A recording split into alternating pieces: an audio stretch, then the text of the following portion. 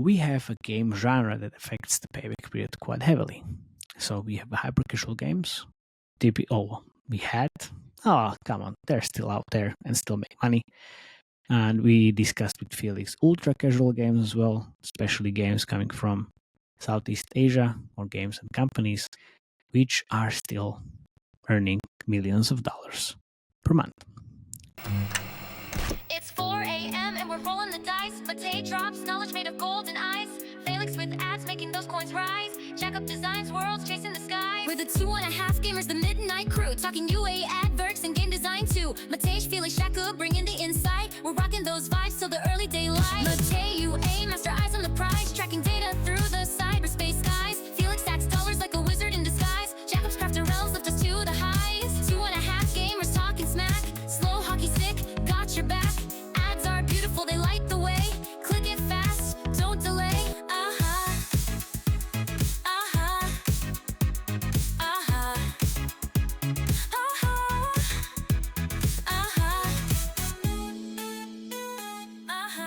Hello everyone, welcome to 2.5 Gamers ASMR Insights. Well, I guess I'm the only one who calls it this way. Today I'm gonna talk about again and again alone. Today I'm gonna talk about the CPI versus LTV equation. And thank you very much for the feedback last time. I was talking about how to conquer a farming game market, and I was playing Archero 2. Well, I guess the decision wasn't that great, right? But here we are. I heard you. This time I'm going to be playing Color Block Jam, which we also cover, well, based on this episode. I guess depends when this episode comes out, but we either cover or already covered it, most probably already covered it, because the game is really, really good. Okay. So again, thank you very much for the support and for the feedback. Please keep it coming. This is again an experimentation from our end because we love to experiment. Well, I'm going to talk about the CPI and LTV equation in the competitive landscape of mobile gaming. Understanding the dynamics between costs per install and lifetime value is crucial for optimizing user acquisition strategies and maximizing revenue. So this recording goes into how CPI influences the UA spend, the calculation of LTV, decision making based on the CPI versus the LTV equation, what is the ideal payback period for different game genres, the use of LTV prediction in UA, and setting up benchmarks versus utilizing LTV predictions. Buckle up. This is going to be an interesting episode. Here we go. So how the CPI influences the user acquisition spend? Well, the CPI is, let's start with what the CPI is actually. The cost per install is the average cost incurred by the game developer or publisher every time a user installs their game or app through paid advertising efforts. CPI is a critical metric because it directly impacts the overall budget required for UA campaigns. So how do you allocate budget? Because a higher CPI means acquiring each user is more expensive, requiring a larger budget to meet the UA goals. Conversely, a lower CPI allows more users to be acquired within the same budget. No shit. Market competitiveness also influences the CPI because CPI rates are influenced by the market demand and the competition. Popular genres or keywords, because it's still, if you bid on the keywords on the Web2 app, may have higher CPIs or keywords in the Apple search ads due to increased bidding from multiple advertisers. And there is also the targeting options and overall quality of the users that have a very big effect on the CPIs. Broad targeting may result in a lower CPIs but attract less engaged users. Narrowing targeting can increase the CPIs but potentially attract higher value users. This also comes into the up event optimization. different events produces different CPIs and also different quality of the users. Scaling campaigns and understanding the CPI helps always in the scaling the campaigns efficiently. If the CPI is low and the quality of users is high, it makes sense to increase the spend, right? US spending should be also calibrated so that the CPI does not exceed the LTV of the users acquired, ensuring the positive return on investment. Scaling a game is not only a function of a killer user acquisition operations, it's also a function of an LTV. If you can only scale your budget until LTV allows you to do so. So for example, if your LTV is $5, you can run profitable campaigns until you hit, let's say, $4.5 CPIs.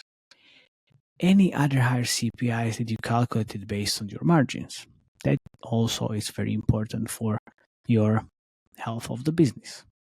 I have my favorite CPI graph from the past, which I need to definitely update. I usually use it where I compare different genres and their CPIs. You remember Frozen City? It's a blast from the past, but it serves the purpose well as an example. Idle games generally have lower CPIs than other categories. But what is more important here in this Frozen City example is the actual visual design and art style. If you watch our No Bullshit Gaming show frequently, you know why certain hyper-casual games always used or use still low poly visual style because it drives really low CPIs. I was in a lot of discussions about how fancy or more quality visual style drives higher in-app purchases because of the premium feel of the game. Seriously, what the fuck? The visual style doesn't really impact the in-app purchases. If you have a different opinion, please let me know or join our Slack channel so we can discuss it there. So why would a different visual style or more fancy or more quality visual style have the impact? Anyway, let's get back to the topic. So how the LTV is actually calculated? So LTV represents the total revenue a game can expect to earn from a user over the entire period of their playtime. Calculating LTV accurately is essential for making informed UA decisions. How can you actually calculate it in terms of the methods? So you have two different methods. Let's say historical data analysis. You take the average revenue per user, which is calculated by dividing total revenue by the number of users over a specific period of time. And you are looking at the churn rate, which enables you to understand how quickly users stop playing the game, and that helps in projecting the future revenue. Then you look at the retention rates, and obviously higher retention generally indicate a higher LTV. Then we have a predictive modeling. Cohort analysis, which enables you to group users based on the time they start playing to identify patterns in the spending and retention. You have machine learning models utilizing algorithms to predict future user behavior based on historical data as well. So LTV predictions take this concept to the next level by leveraging AI. Obviously, we are living in an AI world, so this definitely helps. So to find potential users with the highest LTV. Facebook or Meta recently also brought LTV prediction tool into their suite. So this feature in general allows user acquisition managers to optimize their strategies by targeting users that are likely to yield the highest returns. But what is under the hood? With the LTV predictions, you evaluate each user within a certain period of time. It's 24 hours, 48 hours, 3 days, 7 days of joining the game and form an LTV prediction for, again, certain period of time. It can be 7 days, 30 days, 60 days, 90 days. or 1 year, or even 2 years. Depends on your game genre. Based on these forecasts, you can also send postbacks into your ad network directly from your own data warehouse or respective tool you're using to build these prediction models, and then obviously optimize campaigns for top LTV users. In contrast to classic optimization suggestions based on the traditional metrics like time spent and engagement, the new AI-based predictive model collects and analyzes massive amount of data around every user's potential LTV to find the highest quality leads for your campaigns.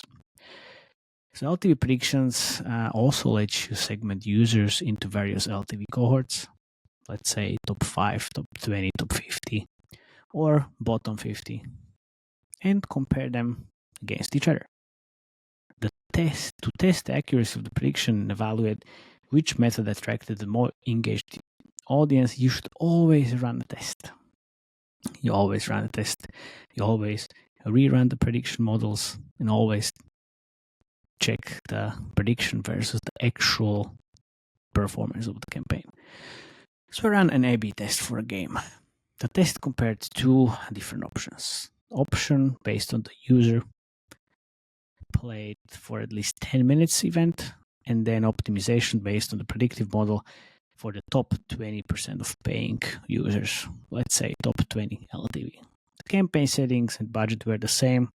First 10 days of the campaign were just spent and get the data. Same again, budgets and settings the same. First days just to get the learnings and build the data set, and then next week after we collected the install data, we used the predictive modeling. So the test showed us obviously the big advantage of the optimization on the campaign level based on the LTV. So no shit, no shit, Sherlock, it actually works. But then let's also switch gears a little bit about for the churn prediction, because that's important. On the other hand, in my 11 years of being a UA manager, I never used churn or churn predictions in any of my campaigns. Maybe I should. Anyway, what is the user churn, right? So user churn is a common challenge in mobile app marketing and in the whole gaming space. Identifying users that are likely to leave the game and implement proactive measures to retain them is vital for long-term success. Hence, who is doing the churn predictions and actually using it? Let us know in the Slack channel. So this enables the developers and the marketing teams in identify new users who will likely churn over time as soon as they install the app. So, I mean, it's ideal to know which users are more likely to churn, which gives you an upper hand at engaging them and preventing their exit from the app as soon as possible. So, quite handy. Have you used it? Not so much. But here we are with the factors influencing the LTV. So, the revenue is an in-app purchase from users. Then we have the ads as revenue, which is earnings from the ads that people or users or players watch in the game. And then we have the user engagement. More engaged users are likely to spend more and stay longer in the game. And then we have a game updates and content updates, because regular updates and the new content can improve retention and increase the LTV. And this is very, very important, because as we are discussing, it's the CPI versus LTV equation. And as soon as we have the CPI on the left side, we still have the LTV on the right-hand side. So let's talk about the decision making based on the CPI versus the LTV equation. The fundamental principle in UA is that the CPI should be lower than the LTV of acquired user. This ensures that the revenue justifies the cost of acquiring a user. There are two scenarios. CPI is lower than the LTV, which is the profitable scenario. UA campaigns can be scaled up. And there is another scenario, which is CPI is higher than the LTV, which is not profitable scenario and unprofitable scenario. UA strategies need re-evaluation. Well, and not only UA strategies need reevaluation, but you need to look also on the product side of things. So what is like, how can we make decisions based on these scenarios? So you can, or we can, as UA managers, adjust targeting, obviously, refine the audience segments to attract higher LTV users, use different events, use purchase optimization or value optimization on different networks, use ROAS campaigns, in-app ROAS campaigns or ad ROAS campaigns, or if your game is actually hybrid casual game, or not hybrid casual, but monetization profile is hybrid, both in-app ads and in-app purchases, you can use blended ROAS campaigns. Then what you can do is obviously optimize creatives. So improve the creatives to increase conversion rates and lower the CPI. And we have just recorded a podcast about creative trends. You should definitely check it out. Somewhere here or here. It's going to be added on the YouTube side because it's a lot of visuals. You should check it out. And then enhance the monetization. Well, improve the in-game KPIs and just to increase the LTV, right? Because LTV always dictates the level of spend. Repeat after me. LTV always dictates the level of spend. If you can always run profitable campaigns, but then the question is, what is the scale? So, as I said, LTV always dictates the level of spend, which then you can have profitable campaigns, but you will spend $100 per day, or you will spend $1,000 a day. But then the question is that enough to run a successful business? For some games, it's $1,000 per day, or not some games, but for some studios, $1,000 per day, it's enough, because then it generates significant amount of money, which significant in this case can be 2,000. And since there are 2 people in the team, or 3 people, or 4, and they're wherever, Slovakia, for example, that's enough. If you are Supercell, Playrix, or any other gaming studio, mid-size or large, $2,000 is basically spent in 10 minutes. So that's not going to be relevant for these types of companies. So keep that in mind. What is the best payback period for each game or genre? So as I mentioned, different companies have very different mindsets, and also different games, different payback periods. So the payback periods is basically the time it takes for the revenue from a user to cover the cost of acquiring them. And what are the factors so that affect the payback period? We have a game genre that affects the payback period quite heavily. So we have hyper casual games. They're still out there and still make money. And we discussed with Felix ultra casual games as well, especially games coming from Southeast Asia, or games and companies which are still earning millions of dollars per month. Typically, these games have very low LTVs and short payback periods, often within days or weeks. But also important is that the CPI is very, very low as well. So then the sweet spot is very important. I need to take into consideration into this CPI versus the LTV equation, not only the CPI you pay on the UA channel for an install, but also, let's say, cost for attribution. And attribution helps you identify the users and from what channel they're coming into your game. And for example, if you run any campaign in tier 4 countries, India, Philippines, wherever else, Indonesia, and you have CPI of 2 cents, but then the cost per attribution for this player in India, Indonesia, or Philippines is 7 cents, your LTV needs to be way higher. It needs to be more than 10 cents, which might break the CPI versus LTV equation. And oftentimes it does. Then we have hybrid casual games which we cover a lot on our podcast and No Bullshit Gaming Show. These games have generally high retention, bigger spend depth, because they're borrowing the hyper casual marketability, which means lower CPIs. But they're actually allowing players to spend more. The payback period usually for these types of games is anything between 1 to 6 months. Closer to 1 month rather than 6 months, but let's say this is the range that I've seen.